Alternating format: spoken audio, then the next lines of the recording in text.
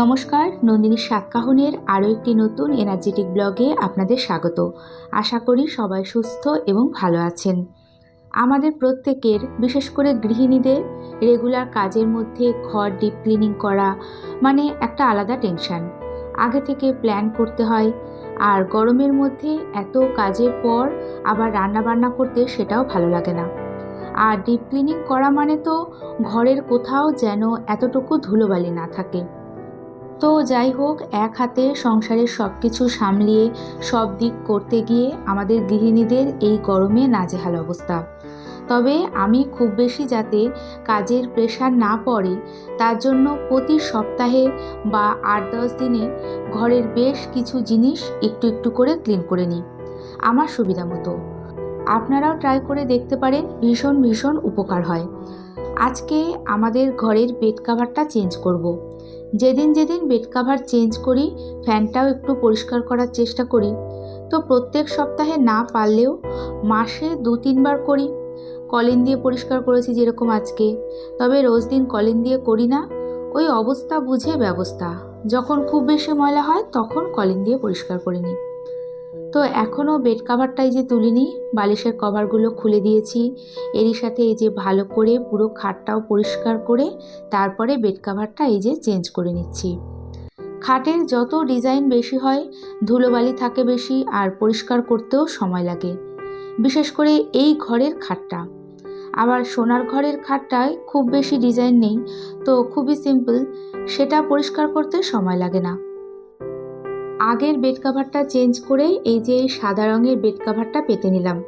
এই বেড কাভারটা আমার খুবই ভালো লাগে, পিওর কটনের, খুব বড়, আর এর যে প্রিন্টটা এটা হচ্ছে কাঁথা স্টিচের, ভীষণ লাইট কালার এবং সোভার। এই বেড কাভারের সাথে বালিশের যে কাভার দুটো আছে খুব সুন্দর, তবে একটু লম্বা মতো। আমি খেয়াল করে দেখেছি যে যে যে বেড কাভারের দুটো শুধু বালিশের কাভার থাকে, সেই বেড কাভারের বালিশের কাভারগুলো একটু লম্বা ধরনের হয়। তো যাই হোক, গরমের মধ্যে একসাথে একটা ঘরের সব কিছু পরিষ্কার করার জন্য অকারণে আমি ব্যস্ত হয়ে পড়ি না। রেগুলার যে ডাস্টিং সেগুলো তো থাকেই, তার সাথে সপ্তাহে ঘরের সব কিছু একসাথে পরিষ্কার না করে এরকম একটা একটা করে একটু একটু করে ঘর পরিষ্কার করে নিই। এতে অনেকটা চাপ কম পড়ে নিজের ওপর। আমার মনে হয় সব কিছু একবারে না করে যেটুকু করব সেটুকু যাতে ভালোভাবে করতে পারি সেটা বেশি প্রয়োজন। এই তো সিম্পল একটা ঘরে একটা বেড কাভার চেঞ্জ করাতেই ঘরের লুকটাই চেঞ্জ হয়ে গেছে, ভীষণ ভালো লাগে। তার সাথে ভোরবেলা থেকে ঘরে যে পরিমাণে রোদ আসে, ঘরটা আরও ফ্রেশ লাগে আর ঝলমল করে ওঠে। আমাদের বেডরুমটা গুছিয়ে এখন এই যে আমি আর সোনা আগে ব্রেকফাস্ট করে নিয়েছি। তো আমি তাড়াতাড়ি করে ব্রেকফাস্টটা করে কাজ করা শুরু করেছি, তবে সোনার এখনও খাওয়া হয়নি। ও ঘরে বসে ধীরে সুস্থে ওর ঘরে বসে খাচ্ছে। আজকে এই ঘরের বেড কাভারটাও চেঞ্জ করব, তার আগে এই ছবি দুটো একটু পরিষ্কার করে নিলাম, সাথে ফ্যানটাও একটু পরিষ্কার করে নিয়েছি। রোজ দিন তো আমাদের শরীরের অবস্থা একই রকম থাকে না, তো কখনো কখনো এনার্জি খুব বেশি থাকে, আবার কখনো কখনো খারাপ ভালো এই নিয়ে চলতে হয়। তো চেষ্টা করি একটু একটু করে কাজগুলো করে রাখতে। তো ওই ঘরের বেড কাভারটা অনেক দিন পর পর চেঞ্জ করি, কারণ ওই ঘরে কেউ থাকে না বা ঘুমায় না, তাই মোটামুটি 15 দিন পর পর চেঞ্জ করে নিই। কেউ না থাকলেও না ঘুমালেও এইরকম টান টান বিছানা দেখতে সবসময় ভালো লাগে। সোনার ঘরের বেড কাভারটা আজকে আর চেঞ্জ করলাম না, একসাথে সব ঘরের বেড কাভার চেঞ্জ করে তারপরে বেড কাভারগুলো পেতে নিতে নিজের উপর অনেকটা চাপ পড়ে যায়। যাই হোক, সংসারে কাজের তো আর কোনো শেষ নেই, যতক্ষণ বাড়িতে থাকি ততক্ষণ কাজ। আর খেয়াল করে দেখেছি যে বাড়ির বাইরে থাকলে কাজ থেকে একটু রেহাই পাওয়া যায়। তো ঘরের কাজ করতে করতে এখন রান্নাঘরে চলে এসেছি।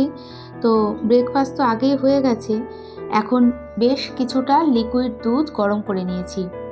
সোনা কলেজে যাবে, তো কলেজে যাওয়ার সময় ভাত খেয়ে যেতে চায় না, কখনো ছাতুর শরবত, স্মুদি, কখনো ফল এগুলো খেয়ে যায়। আজকে দুধ, ওটস, কলা, খেজুর মিশিয়ে রাখবো, তার মধ্যে দেবো চিয়া সিড, এটা খেয়ে কলেজে চলে যাবে। ভীষণ হেলদি একটা খাবার, আর পেটও ভরা থাকবে অনেকক্ষণ। একটু বেশি করেই করছি, কারণ আমিও ওই 10:30-11টার সময় এটাই খেয়ে নেব। প্রথমেই এই যে লিকুইড দুধটা ভালো করে গরম করে তার মধ্যে ওটস দিয়ে দিয়েছি, তার সাথে একটু মিল্ক পাউডার দিয়েছি, এতে টেস্টটা বেশ ভালো হয়। আর একটা কাঁঠালি কলা, একটা খেজুর ছোট ছোট করে পিস পিস করে দিয়েছি। আর সবশেষে বেশ কিছুটা চিয়া সিড ভিজিয়ে রেখেছিলাম, সেটা পুরোটাই দিয়ে দেব। এবার এটাকে ভালো করে মিশিয়ে ঢেকে কিছুক্ষণ ফ্রিজে রেখে দেব। আর যখন কলেজে যাবে তার আগে বের করে ওকে দিয়ে দেব। গরমের মধ্যে এরকম ঠান্ডা ঠান্ডা হেলদি খাবার পেলে মন ভরে যায়। গরমের মধ্যে উল্টোপাল্টা কিছু খাওয়ার থেকে এরকম একটা হেলদি খাবার সবার প্রয়োজন।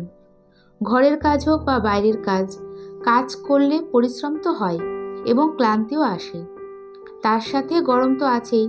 তাই খেতে ইচ্ছে না করলেও এই রকম ঠান্ডা ঠান্ডা একটা কিছু সামনে পেলে খাওয়ার ইচ্ছেটা যেন আরও বেড়ে যায়। তো ঘরের বাকি যা কাজ আছে সেগুলো মোটামুটি করে এখন ঘরগুলো সব ভালো করে ঝাড় দিয়ে নেব। ঘরের প্রতিটা কাজ, বিশেষ করে ডিপ ক্লিনিংয়ের কাজগুলো মোটামুটি যদি সপ্তাহে সপ্তাহে ভাগ করে নিই, তাহলে দেখা যায় যে ঘরের সব কিছুই পরিষ্কার থাকে এবং গোছানো থাকে। এরই সাথে রান্নাঘরটাও সেম টিপস ফলো করে আমি পরিষ্কার করি। একটু একটু করে নিই, এতে কাজটা আমার খুব মনের মতো করে হয়। এরই মধ্যে ঘর ঝাড় দিয়ে ঘর মোছাও হয়ে গেছে। সেই সকাল থেকে এক টানা এই বিছানাটার ওপর রোদ পড়ছে। এরপর যত বেলা বাড়বে ঘর তত গরম হওয়া শুরু করবে। তাই এখন এই যে জানালাটা আটকে পর্দাটা দিয়ে দিলাম, এতে ঘরটাও ঠান্ডা থাকবে। আর সকাল সকাল রোদ না আসলে না ঘরটা ভালো লাগে না। তাই যত গরমই পড়ুক না কেন সকালে জানালাটা খুলে দিই, পরে আবার আটকে দিই। এদিকে সোনা কলেজে যাবে, তো স্নান করে রেডি। এখন এই যে ফ্রিজ থেকে এটা বের করে ওকে আগে দিয়ে দেব। খুব বেশি খাবে না, বাকিটুকু ওই যে ঢেকে রেখে দেব, আমি একটু পরে খাবো। গরমে এরকম ঠান্ডা ঠান্ডা খেতে দুর্দান্ত লাগে। রান্নাবান্না এখনও কিছু হয়নি, শুধু টিফিনের জন্য খুব তাড়াতাড়ি করে একটু পোহা করে দিয়েছি, মানে চিড়ের পোলাও যেটা বলে, কারি পাতা ফোড়ন দিয়ে একটু ডিম দিয়ে আর বাদাম দিয়ে করে দিয়েছি। খুবই অল্প পরিমাণে চিড়ে ছিল, নাহলে ওটাও আমি সকালে খেয়ে নিতে পারতাম। যাই হোক, আজকে শ্যাম্পু করেছে, তো এই যে এসি চালিয়ে ফ্যান চালিয়ে বসে উনি চুল শুকাচ্ছে।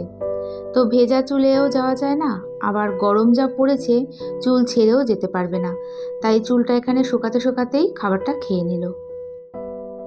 আজকে চিকেন রান্না করব, তবে একটু অন্যভাবে, পুরোটাই ঘি দিয়ে রান্না করব, কোনো রকম তেল দেব না। তো সোনা থাকতে থাকতেই পেঁয়াজ, রসুন, আদা সমস্ত কিছু গুছিয়ে নিয়েছি। আমরা প্রত্যেক মায়েরা এরকম বাড়ি থেকে যখন ছেলেমেয়েরা কোথাও যায়, স্কুলে কলেজে বা যেখানেই যাক না কেন, আমাদের যত কাজই থাকুক না কেন, ঠিক সময় বের করে এইরকম একটু দরজার সামনে এসে দাঁড়াই। আর যতক্ষণ দেখা যায় ততক্ষণ দাঁড়িয়ে থাকি। এতে যে আমরা কি শান্তি পাই কে জানে।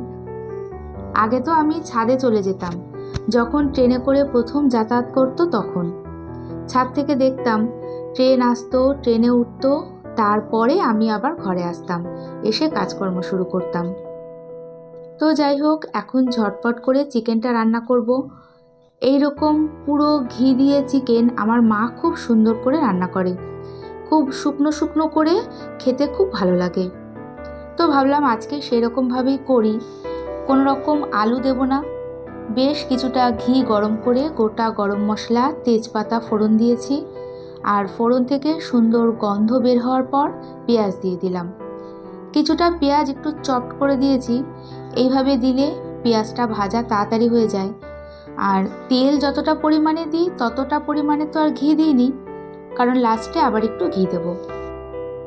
চপ করা পেঁয়াজগুলো লাল লাল করে ভেজে বাকি পেঁয়াজটুকু আর মশলা দিয়ে এবার অনেকক্ষণ ধরে প্রথমে ভালো করে কষিয়ে নেব। একটু ঢেকে ঢেকে আবার একটু খুলে ভালো করে কষাবো।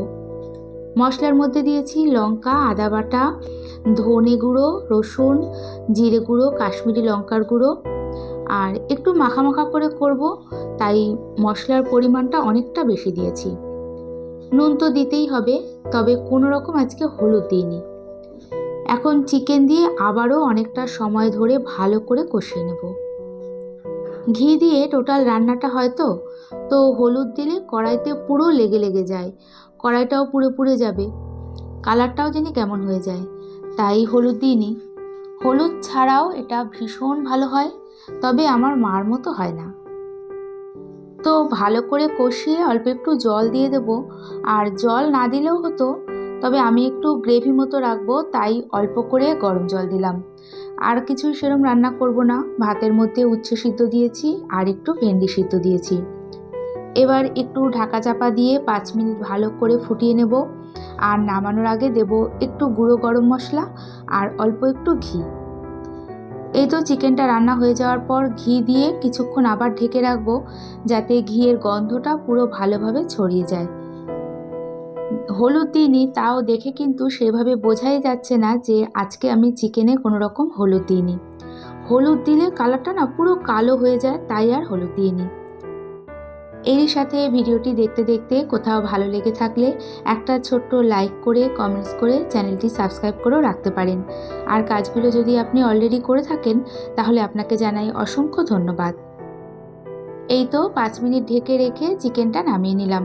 এরই সাথে আজকে ভিডিওটি এখানেই শেষ করছি। এতক্ষণ আমার সাথে থাকার জন্য সবাইকে জানাই ধন্যবাদ।